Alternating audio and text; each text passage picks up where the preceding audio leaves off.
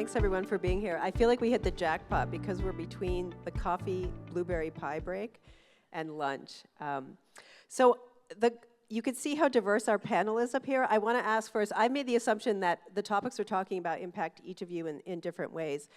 How many of you live in close proximity, let's say walking distance to a faith space? Raise your hand. All right, and keep your hand up if that building has been repurposed to something other than serving a congregation or a faith meeting. Okay, about half. How many of you have a friend, family member who has struggled with addiction or substance abuse? Okay, again, about 2/3 of the room. And how many of you, yourself or someone you are close to, have suffered from extremism, hate, or online bullying?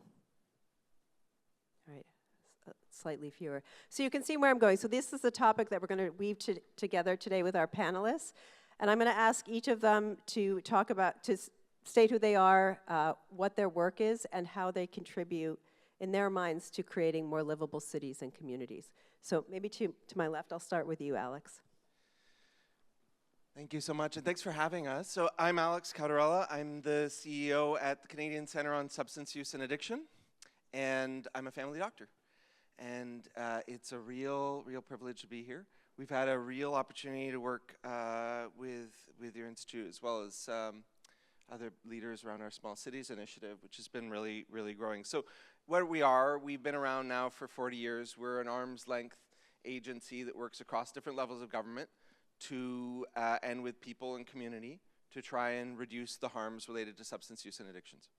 And we do everything from data and costing to the alcohol guidance that I know made everyone groan a couple of years ago, to work to try and work with frontline providers and everything in between. And essentially we try and set people up and set organizations up for success.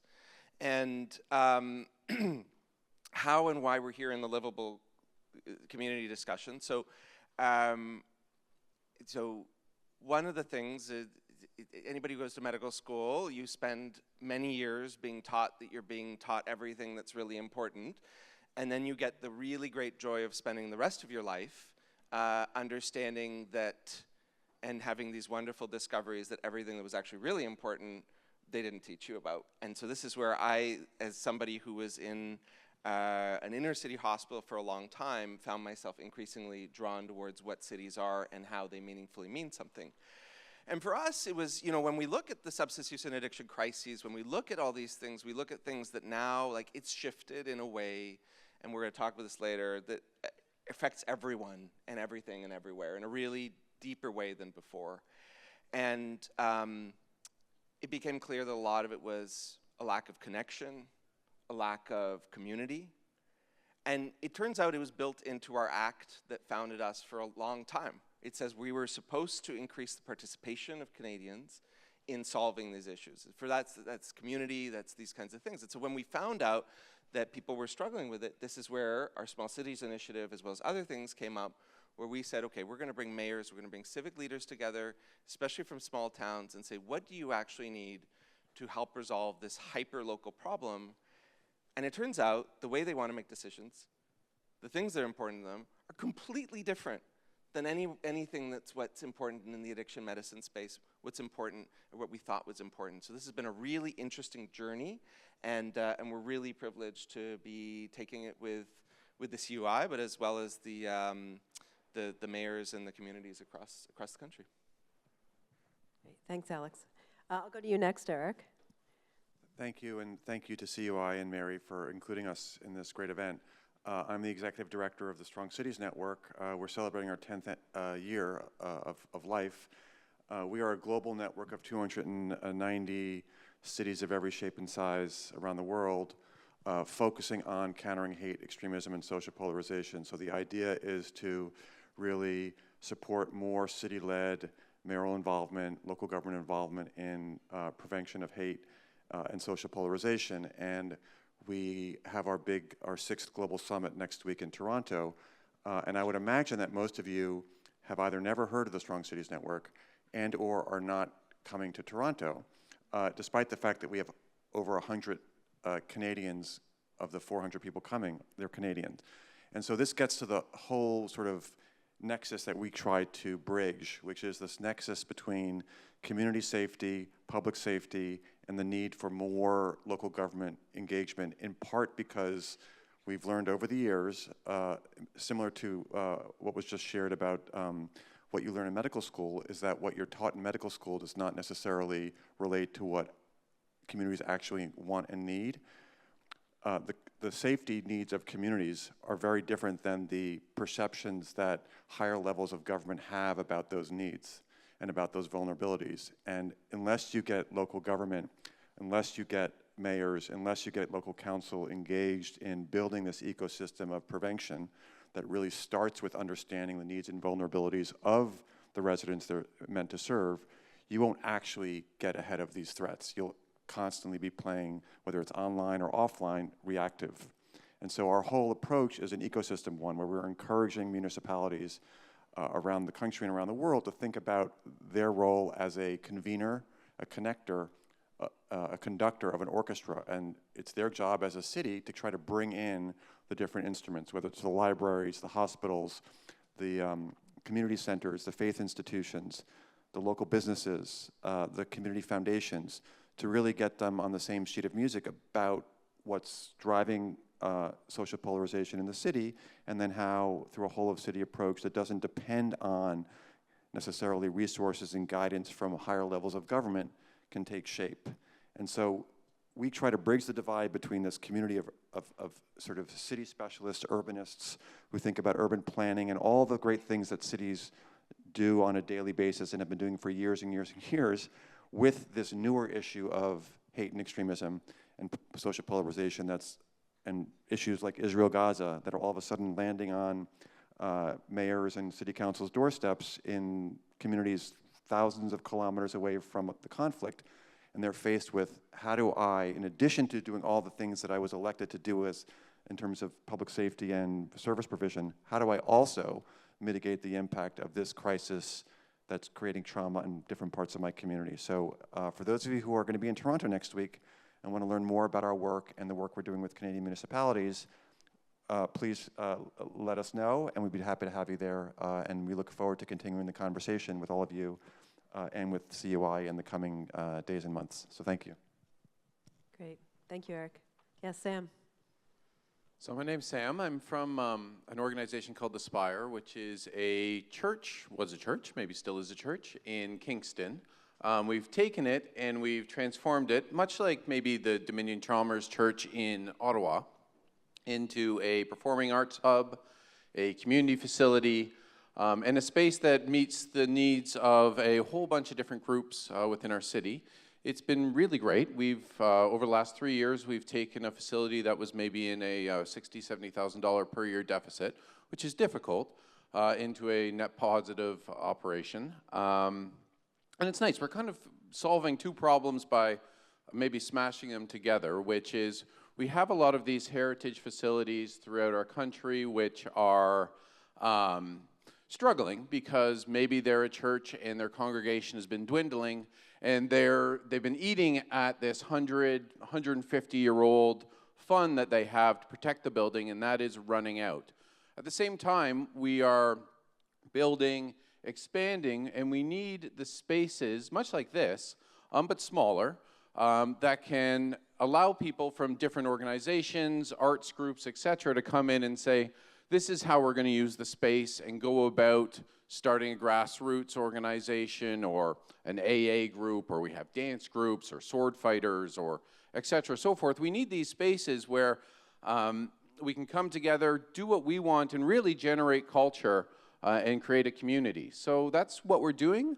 It's an interesting model because it's taking a 150-year-old facility that was meant for maybe a preacher to speak at the top of his lungs and everyone to hear, to putting rock bands in. Tonight we have the NS Sisters, and doing modern shows and meeting the modern expectations of audiences and bands and things like that. So we also have halls, again, AA. We do, we have an organization called the Embassy, which is we pay local musicians to come in, and we provide people in shelters and at rehab facilities to come in and just kind of enjoy a show without the triggers of alcohol and things like that. So that's what we're doing. There is a model to it that we're working with other churches and other faith-built operations to try to give them new life or allow them to continue on as a facility. And as we're doing it, we are, I think, helping to save what we'll need to invest in the future in community space. It's a lot more expensive to build a community space than it is to just take something that was built for that maybe 100 years ago or something and modify it to meet modern needs. So that's what we're doing. It's going well. Yeah. Thanks, Sam. I'm struck by the presentation we saw before from Ren and Jen, who talked about how we need to leverage our existing infrastructure. And at CUI, we very much see churches and faith space as existing civic infrastructure and how we can utilize those. Mary talked about the work that CUI does as being very much grounded in place in downtowns and main streets. We've been working on a number of revitalization plans for downtowns and are working at evaluating and understanding really what makes up a main street. And through that work, it's no surprise to anyone here that cities are seized by having to do things that they were not expecting to have to do. Homelessness, the unhoused, addiction playing out on our streets, on our transit system, dealing with extremism and hate, as you've all mentioned, trying to figure out how to create valuable third spaces or community spaces when money and budgets are tight. I want to, in the context of the summit, which is local solutions, I want each of you to offer a bit of hope, where you see hope in the work you do around creating connection and restoring the kind of faith in our cities and ability for us to work collaboratively towards solutions. So maybe I'll start, maybe I'll go sort of broad. I'll start with you, Eric. I mean, we work globally, and so we have a number of examples where this sort of city-driven connectivity is taking shape that it's hard to say whether measuring impact, of course, is very challenging if you're talking about prevention, because it's never clear how to do that sometimes. But a couple of collaborations that are worth noting that I think could be models for other cities is in Newark, New Jersey, for example, we've seen and worked with the Rutgers University School of Criminal Justice that's partnered with the city on a public safety collaboration where research and data is being collected from community-based partners across different parts of Newark to inform public safety priorities in the city. And so communities are being brought in as essentially co-creators of public safety. And this is something, you know, the methodology is different in different cities, but this notion of how you bring communities into conversations about community safety as a partner, and particularly in environments where there's been a legacy of civil rights violations, human rights violations, or grievances against law enforcement or government is really important.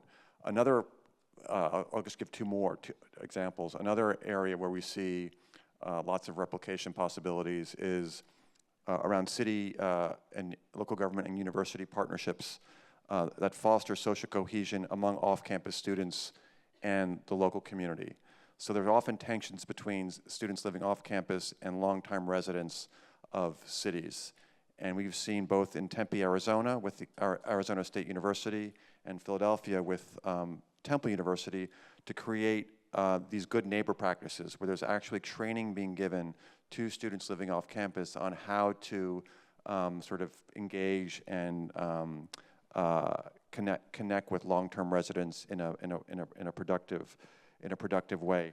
And then just the final thing I'll mention is this notion of community safety ambassadors, which is something that the city of Minneapolis has piloted, where it's not police officers, but it's trained community safety officers who are going into the community to really try to understand different communities, often ones that have troubled relations with the police, and they're going in there to try to really understand what are the particular concerns, needs, and vulnerabilities of the community members that may not be willing to share those things with the police for obvious reasons, but this is another way to actually bring those concerns to City Hall in a way that can actually help them not only respond to those needs, but also build the trust between community and government. Whether this is actually going to lead to overcoming some of the challenges that so many communities are facing and cities are facing, it remains to be seen. But at least these are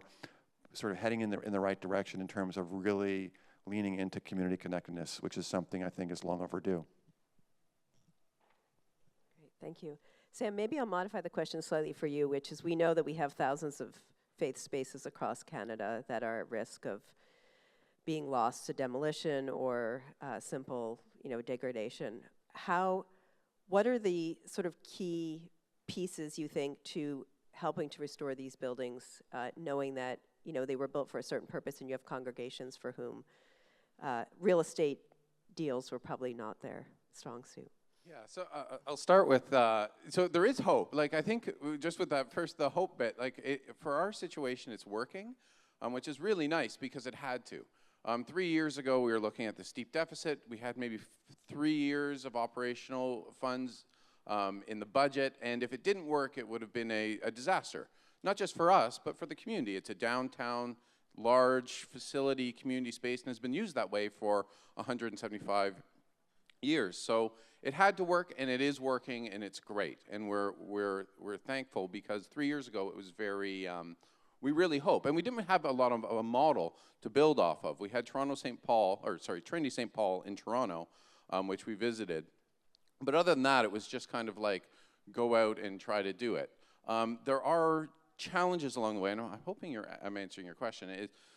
There isn't a lot of opportunities for finance for these kind of facilities. Most of the investment streams that are available through the government, I came out of theater, and there's tons for theater. Canada Cultural Spaces Fund, Trillium, the federal and provincial arts foundations.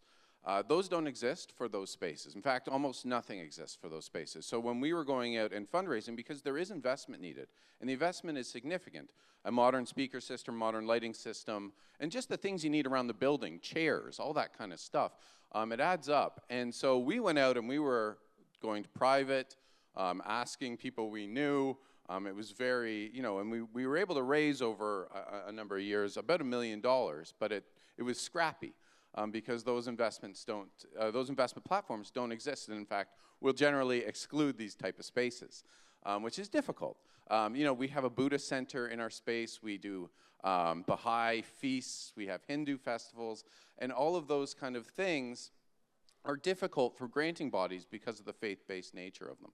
So that's, I think I'm gone off for your question. But anyways, it's difficult, but there is hope. And it can be done, and we're doing it. And there are places like Trinity St. Paul that are doing it. And we're also getting calls, probably one a week, from other faith-based organizations saying, can you help us save our space as well? So, and we're working with several. So there's hope in that people are reaching out.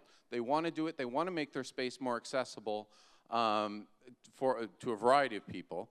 And so if we can catch it now, I think that there's a chance that many, not all, but many of these spaces, particularly, hopefully, the more historic, the heritage designated ones, the ones with large community facilities inside of them will survive.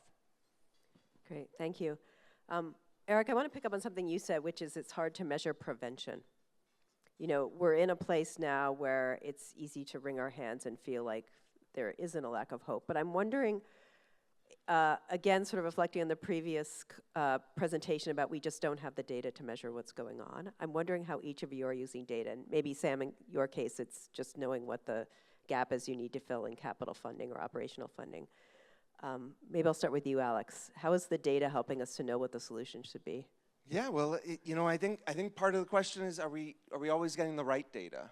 And the data that really matters to people and in a way that is really meaningful. And I think one of the things that's so fascinating is everywhere we go, people actually want more access. There's this perception that people are done with data, but it's just they don't trust the data that's there, or they don't think it's the right data. People are actually really, really thirsty of data. And I'm going to be a bad panelist for a second because I just want to talk about the hope thing for 5 seconds. Yeah, but, go ahead. Because I think it's really important in the substance use context too, where I think absolutely hope is the appropriate reaction and response to substance use, health crises, to fentanyl, to all these pieces. And when you look at people that try and really oversimplify the narrative and try and lead you down a really strict path, it's almost always a path that's devoid of some kind of hope. And hope involves people stepping out of their lanes into other lanes, but I think they want to measure and they want to show that it works. So I just want to give a couple examples really quickly, because I think there's in Timmins, the paramedics started giving opioid agonist treatment. They started giving Suboxone to people they were finding. This is something normally happened in clinics. It was the first time it was done in Canada. It was reducing emergency department rates. It was reducing the number of things that were happening. In Lethbridge out west, it's a wonderful place, but it's not a place where progressive ideas tend to thrive. They have a program with super low barrier employment. You show up that day, that's the day you decide you don't want to use drugs or alcohol. They will find you a way to help you clean up the city downtown. And that has worked really well, and it's been so supported by the business. And I think whenever we look at this, and this is where we need to be measuring and producing that data. And so we have what's called a SENDU. It's an epidemiologic network across the country. And one of the things that's so unique about it is these cities in all these different spots across the country, and then we're now in every province and territory, tell us not only what the data says, but what they're feeling and experiencing. So in Saskatchewan, for example, it's the librarians that are needing to resuscitate people from overdoses, because there's nowhere for anybody to use drugs, so they're going to the library to use drugs, and that's where that impact is being felt, and that's where, so it's like, it's about data that actually meets people's needs in a really meaningful way, and almost more than anything, it's about catching people stepping outside of their lane to help where help's needed. And data's really bad. The way our data systems are, they're really, really bad at measuring people when they step out of their lane. But that's where these livable solutions really come from.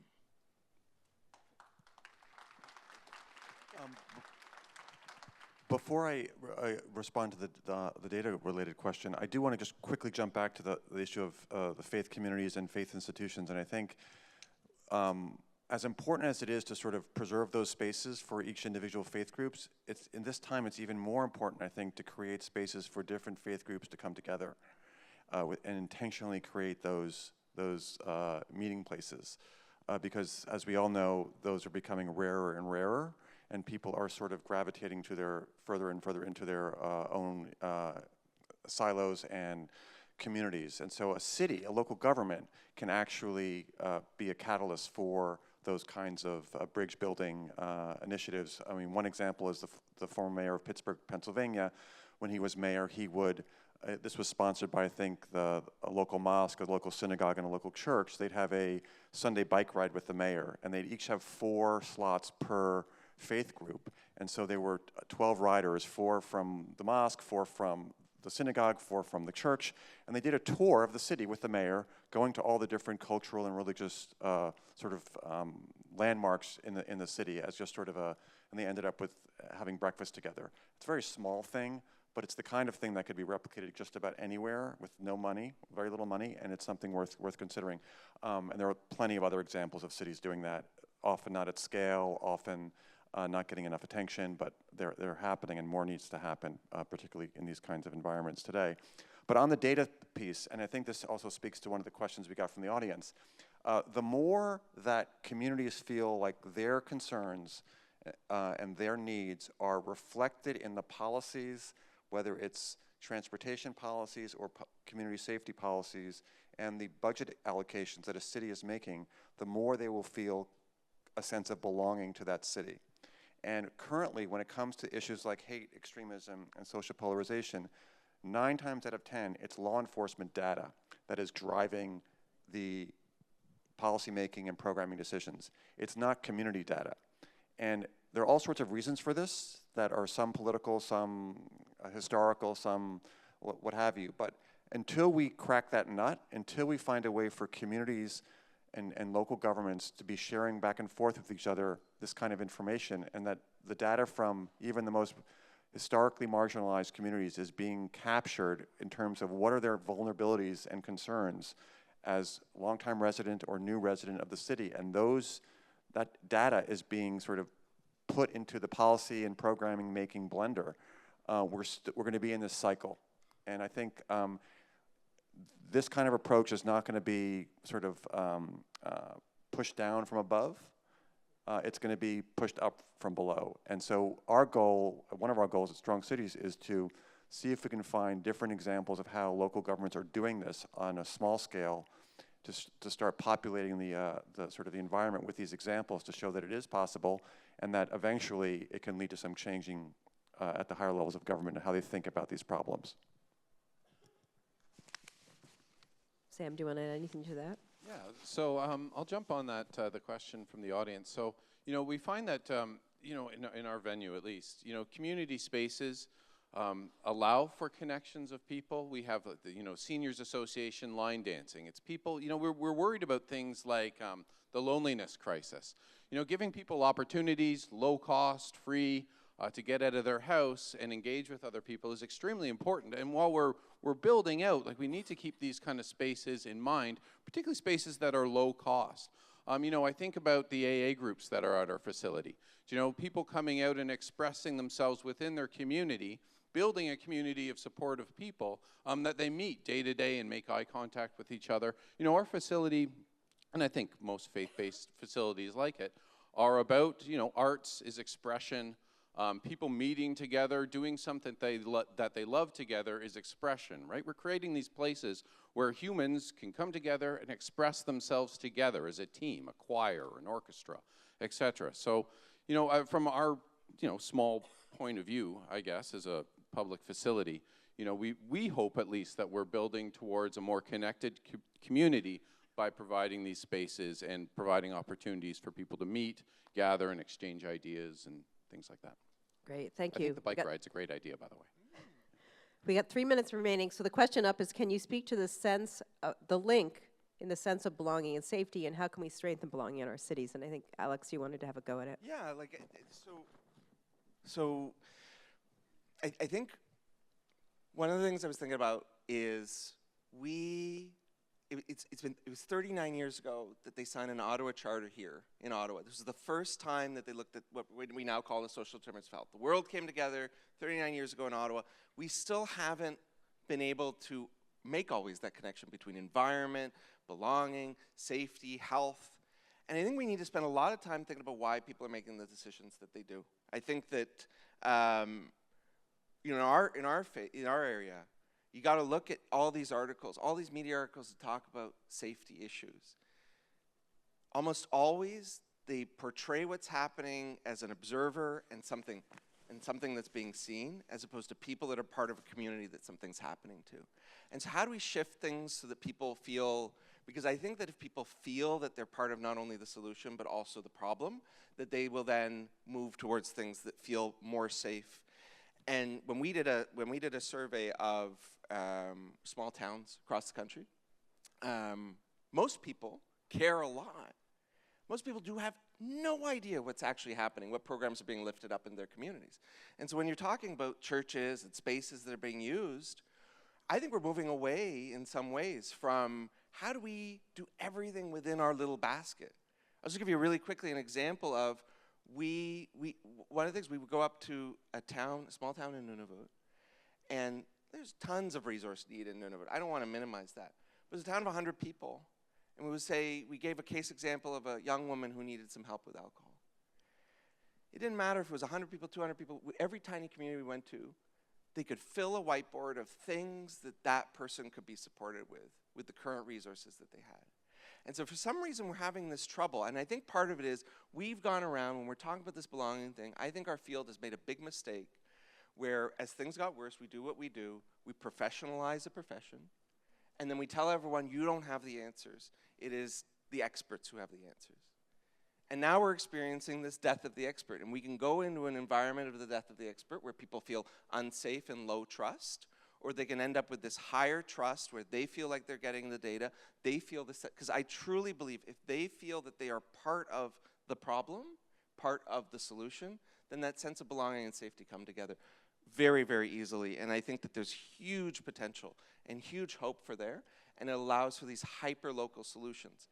But the thing is, you're never going to hear about them on the news because they involve many, many people, and they don't involve a government, a person being a hero. There is no hero. It's like millions of little things that produce that belonging and safety. So that's something I feel really strongly about. Great, thank you. You can tell we could be up here for a lot longer. Maybe closing remarks. I'll give you each 30 seconds to just a closing remark. I like this this theme of grassroots. You know, trusting the people on the ground.